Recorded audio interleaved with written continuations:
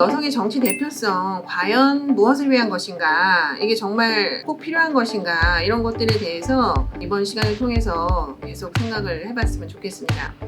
여성의 정치 참여 현황을 보시면 이제 과소대표가 지속되고 있는 상황이다. 특히 지역구에서 굉장히 심각했죠. 그 역대 총선에서 보면 이제 지역구에서 출마한 여성 후보가 10% 내외로 매우 낮은 것을 보실 수가 있습니다.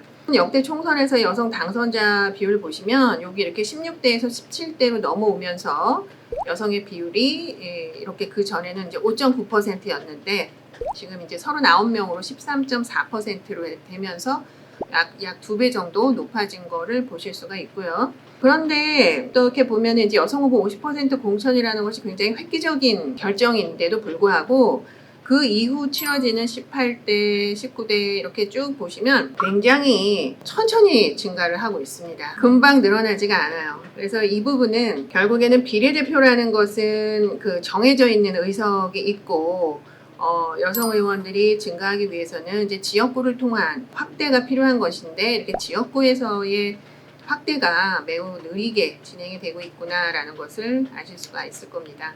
그러면 이제 해외에서는 이런 기초자치단체장, 도지사나 또 시장 레벨에서는 여성들이 얼마나 많은가 이런 것들을 저희가 이제 작년에 해외 사례 조사를 한 것이 있어서 같이 한번 나눠보겠습니다. 이거는 이제 세계 여성 리더인데요. 대통령이나 총리, 그러니까 최고 정책 지도자, 전 세계 우리가 이제 UN 회원국들이 약 190개 국가다라고 했을 때 한 20개 국가에서 여성 대통령과 여성 총리를 가지고 있다. 그러니까 매우 적은 수치이죠. 그 다음에 이제 지방정부에서 여성 참여를 보면 지방의회는 한 36% 정도, 시장의 비율은 한 20% 정도의 비율로 나타나고 있습니다. 기초자치단체장 같은 경우를 보면 2019년에 15%, 2008년 당시 11%였던 거에서 어쨌든 계속 증가를 하고 있다라는 것이죠. 굉장히 이것도 낮은 수치이긴 합니다만 우리나라가 지금 5%가 되지 않는 상황에서 볼 때는 그래도 저희가 많이 좀 따라가야 하는 그런 수치라고 볼 수 있겠습니다. 유럽 각국의 여성 시장의 이제 비율이 2008년하고 2019년하고 해서 이렇게 그래프상으로 봐도 계속 이제 증가하고 있는 것을 좀 보실 수가 있고요. 전체적인 트렌드가 약 10년 동안에 이제 굉장히 많은 국가들에서 여성 시장들이 늘어나고 있다. 그러면 이제 그 왜 여성 시장이 중요한가? 여성 시장이 뭐 증가하면은 뭐가 어떻게 달라지는가? 이제 이런 것들을 저희가 이제 살펴봤더니 첫 번째는 친여성적인 지방 정부를 구성하더라. 하는 것입니다. 그러니까 이제 여성이 잠재적인 시장이 될 가능성이 있을 경우에 결국에는 더 많은 그 여성 집행부를 구성을 하게 된다라는 것이고요. 두 번째는 사회복지 정책의 확대입니다. 시의회 여성의원 비율이 높을수록 사회복지 지출도 많은 것으로 나타나서 매우 중요한 영향을 미친다라는 것을 말씀을 드리고요. 그 다음에 이제 세 번째는 부패 척결 그리고 이제 예산의 투명성입니다. 소위 말하는 이제 부패 네트워크에서 여성들이 소외되고 멀어져 있기 때문에 청렴하다라는 거죠. 자, 그러면 이제 지방의회와 여성의원의 의정활동에 대해서 말씀을 드리겠습니다. 이제 광역의회 여성의원의 의정활동이라고 하는 것을 분석을 해봤을 때 여성 정책이라고 하는 것이 행정감사 분야에서 이제 가장 활발히 논의되었다라는 것을 이제 아까 양적인 것에서 이제 보셨었고요. 여성 의원이 참여한 상임위원회에는 여성 정책 관련 발언이 반드시 제기가 되고 있었다라는 점도 굉장히 주목할 부분입니다. 그래서 우리가 할당제 뭐 이런 얘기를 할 때 30%를 얘기를 하는 이유가 소수 집단이 어느 정도 수치가 되어야 주눅들지 않고 소신껏 발언을 할 수 있겠느냐라는 얘기들을 했을 때 30%였습니다. 30% 정도는 돼야 기존에 이제 말 못하고 있었던 집단에서 말하기 시작한다라는 것입니다. 할당제를 우리나라가 하고 있다라고 하지만 우리나라 할당제가 적용되고 있는 것은 국회하고 지방의회, 광역 기초밖에 없어요. 기초단체장이나 이런 선거를 할 때 할당제를 전혀 하고 있지 않습니다. 할당제가 뭐 필요 없는 거 아니냐 이런 얘기들이 있지만 프랑스에서 내각을 구성할 때 여성이 50%고 캐나다에서도 50%를 하겠다라고 하는데 그럼 그런 나라들은 성평등이 안 돼서 그러면은 여성을 내각에 앉히느냐, 우리나라보다 그럼 그 나라들이 성평등 수준이 더 낮은 것이냐, 저는 그렇게 좀 반문을 하고 싶습니다.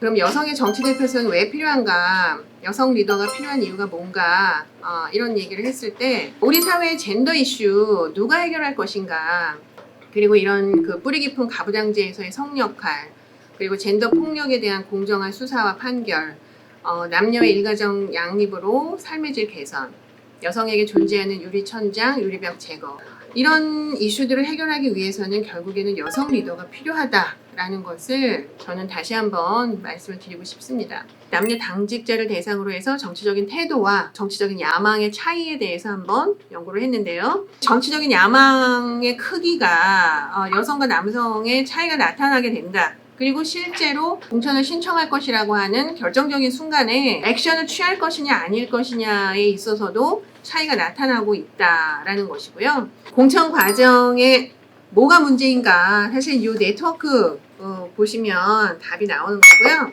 남성들은 비공식 모임에서 압도적으로 남성을 많이 만나고 남성이 여성 중심 모임에 참여하는 경우는 극히 드물다는 겁니다. 네트워크 형성되거나 하는 것들이 이제 비공식 모임일 경우가 많은데, 여기서 남성들이 많은 모임에 간다라는 것이죠.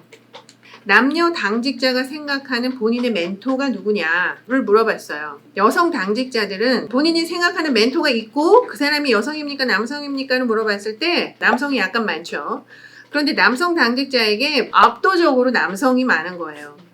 그러니까 남성들은 이 조직에서 나를 끌어줄 사람은 절대적으로 남성이다라는 것을 감지를 하고 있다라는 것이죠. 남성들이 남성 중심인 이 정당 안에서 한 번도 그 여성 선배, 상급자들을 자신의 멘토로 생각하지 않는다라는 것은 결국은 권력을 가지고 있는 사람들은 남성이다라는 것이죠. 그렇기 때문에 여성에게는 배타적일 수밖에 없는 남성 중심의 사회적 자본 간의 연합과 연대가 이루어지고 있는 곳이 바로 정당이다라고 하는 것을 이제 말씀을 드리는 겁니다. 이러한 정치 문화가 결국에는 여성의 공천이 어렵고 계속적으로 여성들이 과소 대표되고 남성들은 과다 대표되게 되는 원인을 만드는 것이 바로 여기에 있다. 자, 이제 유권자인데요. 여성 단체장이 있는 지역에서의 유권자들이 훨씬 더 본인의 단체장에 대해서 긍정적으로 평가를 하고 있다는 것이죠. 여성 단체장이 있는 지역에서는 이제 생활 밀착형 환경 문제 개선, 문화와 여가 생활, 1인 가구 청년 주택 문제, 지역사회 및 여성 안전 문제, 또 지역사회 성평등 문화 확산 등 이런 쪽에서 전체적으로 남성 단체장이 있는 지역에서보다 훨씬 높은 평가를 했다라는 것입니다. 과거에는 우리나라를 비롯해서 그 다른 나라도 마찬가지고 남성 투표율이 높았습니다. 그런데 해외에서도 투표율이 역전이 됩니다. 여성들의 투표율이 앞질렀어요.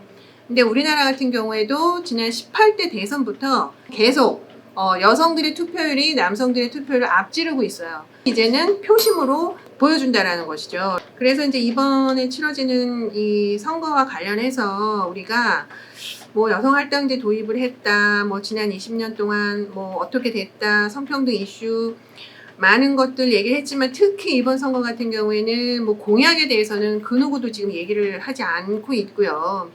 성평등 공약 정말 많이 묻혀 있고요. 거의 이제 지금 정당 투표로 가는 상황이지만 지금 이제 여성 유권자들은 이런 성평등 이슈 이런 것들에 대해서 계속 주목하고 있다라는 것들을 정당이 인식을 하고 있어야 될 거다라는 얘기를 하고 싶습니다. 지금 우리나라는 제도적으로는 뭐가 이루어졌다 하지만 지금 보세요. 제도적으로도 아직 안 돼 있는 것들이 많고 캐치업 해야 되는 부분들이 많기 때문에 그 간격을 좁히기 위해서는 더 많은 여성들이 정치에 참여를 해야 된다, 이런 말씀을 드리면서 강의를 마치도록 하겠습니다.